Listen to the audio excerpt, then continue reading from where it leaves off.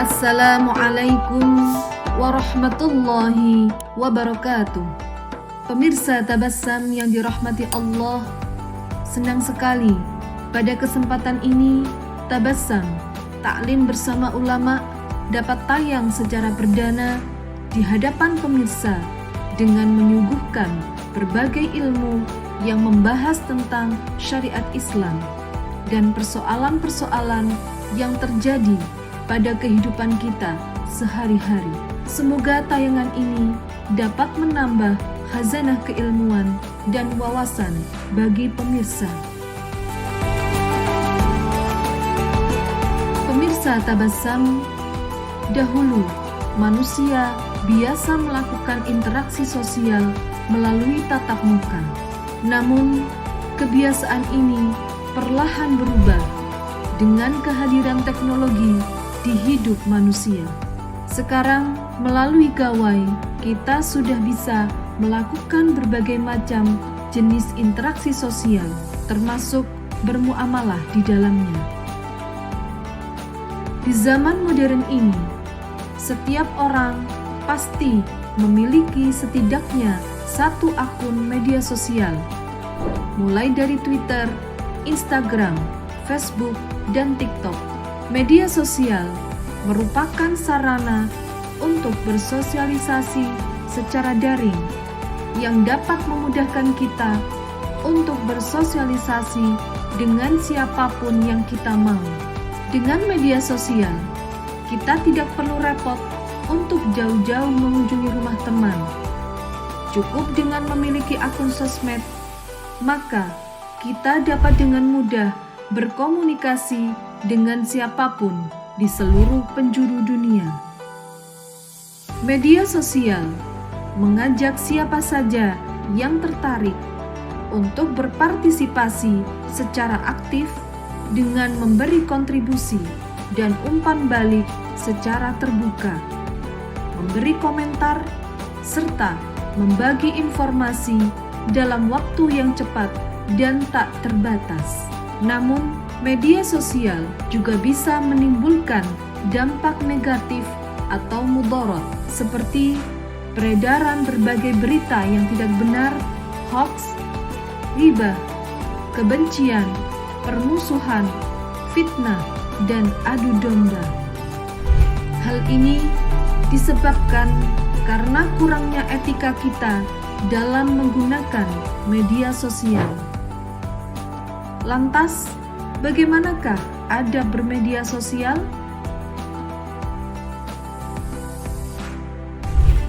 Pemirsa Tabassam yang dimuliakan Allah, kajian kita kali ini bertemakan bahaya hoax dalam bermedsos.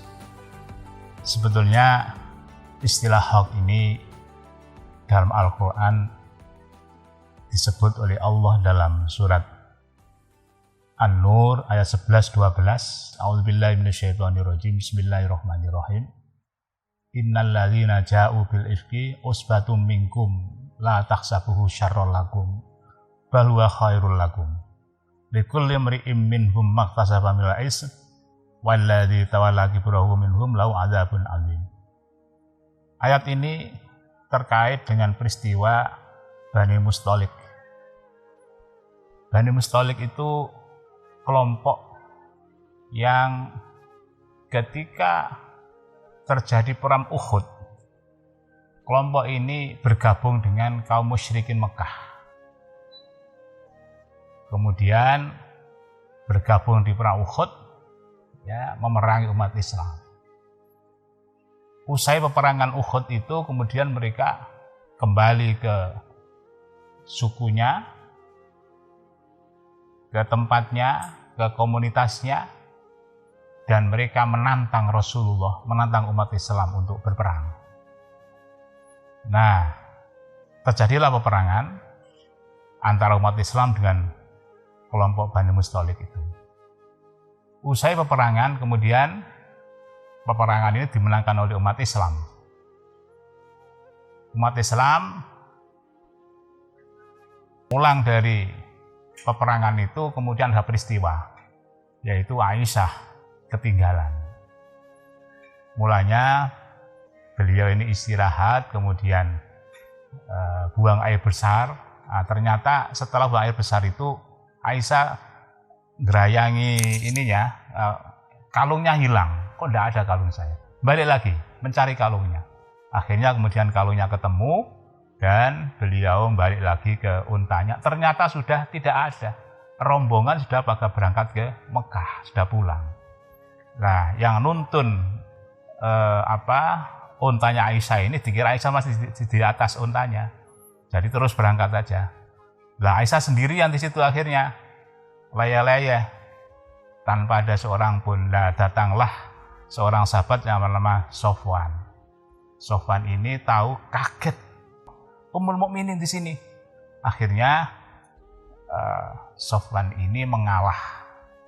Untanya disuruh naiki Aisyah dan dituntun pulang. Terjadilah fitnah. Dituduh Aisyah selingkuh dengan Sofwan. Terjadi gonjang-ganjing Madinah dan secara umum umat Islam pada waktu itu karena istri Rasul dituduh selingkuh dengan sahabat beliau. Sampai sebulan itu. Tidak ada ayat turun. Akhirnya ada konfirmasi, turunlah ayat surat An-Nur ayat 11. Klarifikasi bahwa Aisyah bukan selingkuh. Tapi Aisyah adalah ketika itu ditolong oleh sahabat namanya Sofwan. Jadi namanya masyarakat ya sudah gonjang-ganjing selama 1 bulan. Itulah turun ayat terkait dengan itu yang istilahnya adalah ifki yang saya baca tadi ya. Innal ladzina ja'u bil ifki usbatum minkum. Ini ayat pertama. Jadi terkait dengan Bani Musthalib ya. Kemudian untuk bisa mengatasi ini harus tabayun. Itu ada pada surat Al-Hujurat ayat 6. Ya ayyuhalladzina amanu in ja'akum fasiqun binaba'in fatabayyanu an tusibu qauman bijahalatin fatusbihu ala ma fa'altum nadimin. Surat Al-Hujurat ayat 6. Ini perintah kalau ada apa-apa terkait dengan ifkun, terkait dengan berita hoax, itu harus harus tabayun. Jangan terus diputusi bla bla bla, kamu salah, jangan, harus tabayun.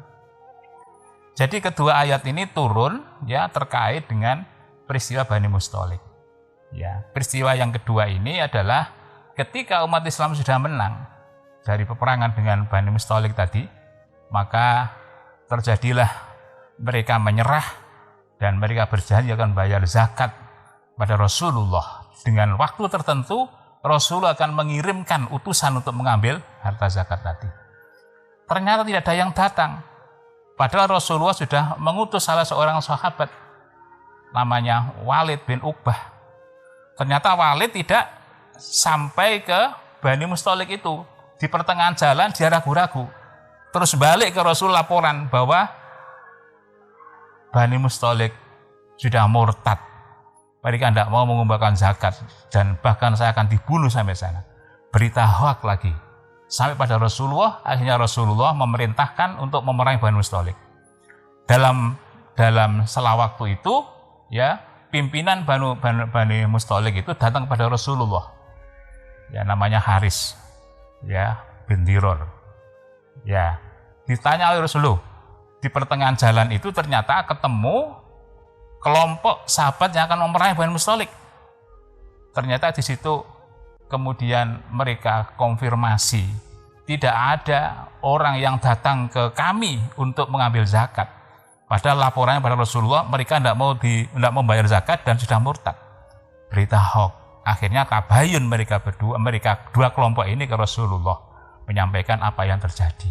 Nah ini adalah dua ayat yang terkait dengan hoax. Sudah jelas sekali ya harus ada tabayun. Pemirsa Tabasam yang dimuliakan Allah, sebetulnya terkait dengan muamalah medsos ini sudah tertuang dalam Fatwa MUI nomor 24 tahun 2017, yaitu tentang hukum dan pedoman bermuamalah melalui media sosial. Apa saja adab-adab medsos itu? Yang pertama, bahwa kita wajib senantiasa meningkatkan keimanan kontennya itu. Jangan sampai apa yang kita sampaikan di media sosial itu terkait dengan kemaksiatan, kekufuran. Ini jelas sekali. Salah satu dari poin dari fatwa MUI itu. Yang kedua, harus mempererat ukhuwah Islamiyah, ukhuwah watoniyah.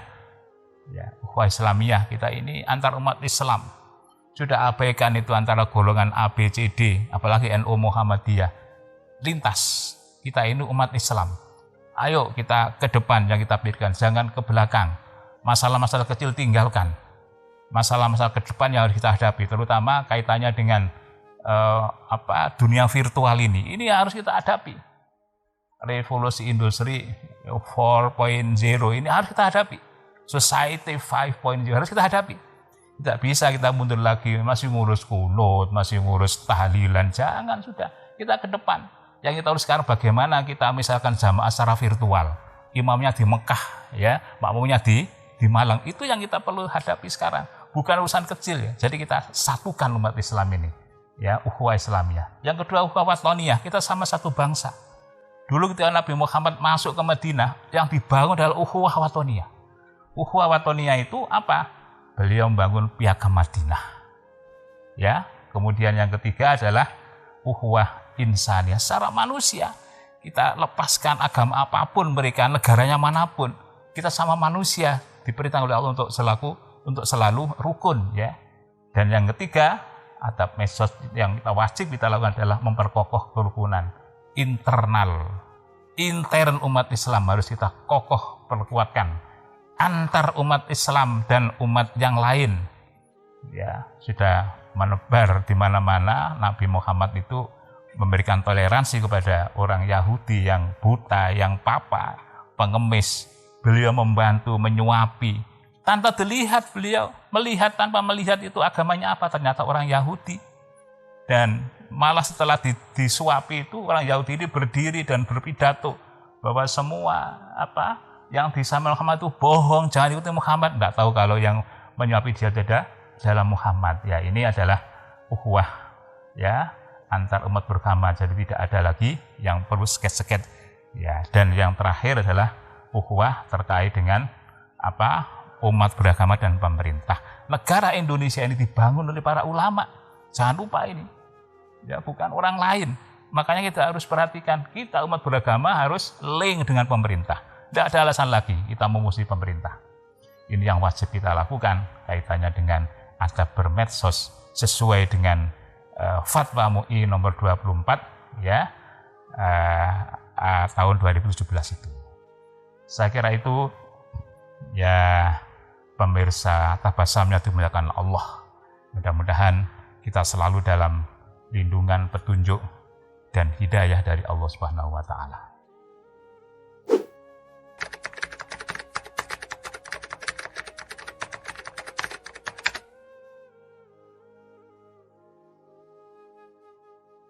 Kita harus memilah dan memilih berita hoax itu.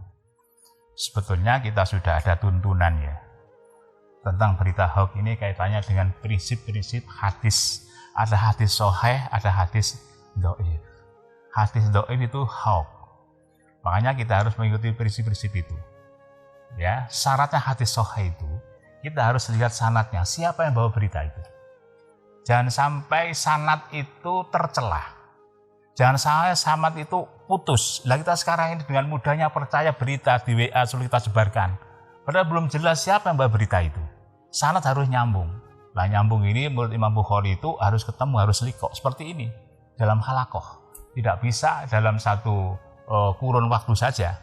Ya, tapi Imam Muslim boleh. Makanya hadisnya Imam Bukhari itu grade-nya lebih tinggi dari Imam Muslim.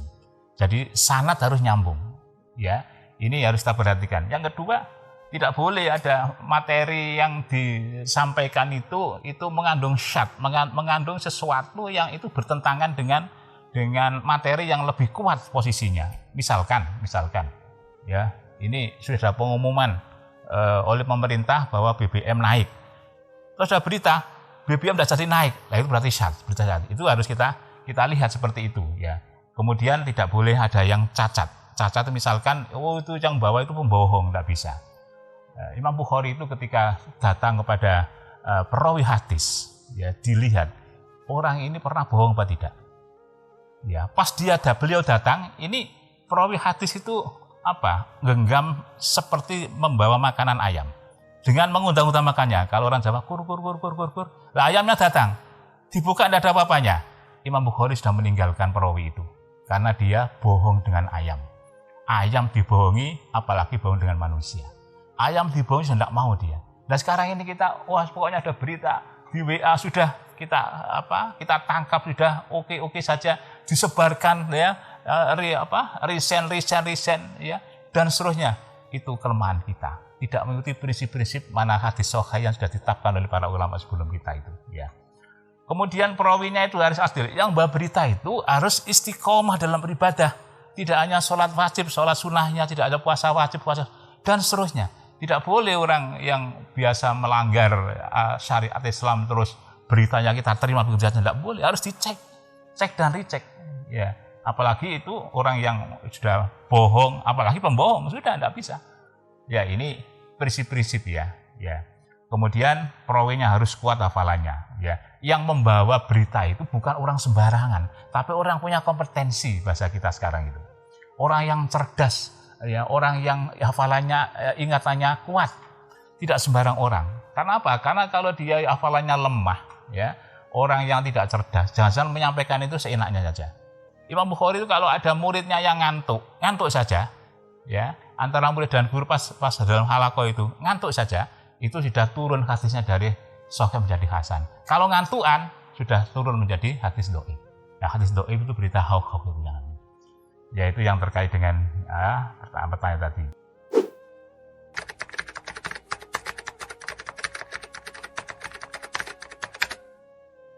Ya, tentu kita harus menyesal, bertaubat, kita berjanji tidak akan mengulangi lagi dan minta maaf kepada orang yang terkait dengan berita itu. Harus, dan kita harus berani menyampaikan di media sosial. Karena yang kita sampaikan itu melalui media sosial, maka kita harus minta maaf kepada siapa yang terkait, yang kita tuju kaitannya dengan yang kita sampaikan berita tadi. Itu harus. Ya, jadi dalam bahasa kita adalah bahasa taubat.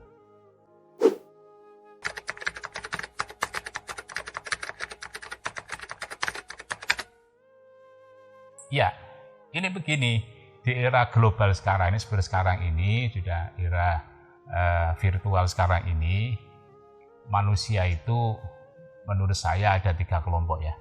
Yang pertama, kelompok yang terbawa arus. Yang kedua, kelompok yang menyimpang arus. Yang ketiga, kelompok yang mewarnai arus. Terbawa arus, apa saja ada di WA, apa saja ada di Instagram, ada di YouTube, dia ikuti. Tanpa scan, tanpa dilihat ini mana yang benar-benar tidak. Terbawa arus itu. Dan sebagian besar anak kita sekarang di situ posisinya. Ini harus kita waspadai. Yang kedua, yang menyimpang arus, tidak mau sama sekali mengikuti arus global. Dan tidak benar juga. Sudah zaman seperti ini kok tidak boleh pakai HP. Zaman seperti ini kok tidak boleh memakai medsos. Tidak bisa, kita harus masuk di situ. Sehingga yang ketiga ini yang penting, kita harus mewarnai arus. Jadi ini scrolling itu kita harus rubah. Dari kita terbawa arus ya, kita harus mewarnai arus. Gimana? Seperti sekarang ini kita membuat konten ya, namanya Tabasam. Nanti kita edarkan. Ini media dakwah kita melalui apa? Kita mau warnai arus itu. Ini saja yang perlu kita lakukan. Ya.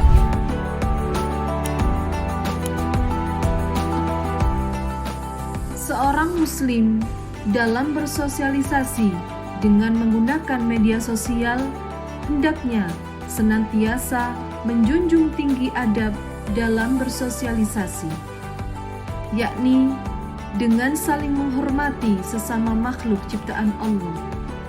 Karena setiap perbuatan yang dikerjakan di dunia akan dimintai pertanggungjawabannya di akhirat kelak. Oleh karena itu, marilah kita bijak dalam bermedia sosial. Karena tujuan kita hanyalah untuk mencari ridha Allah Subhanahu wa Ta'ala.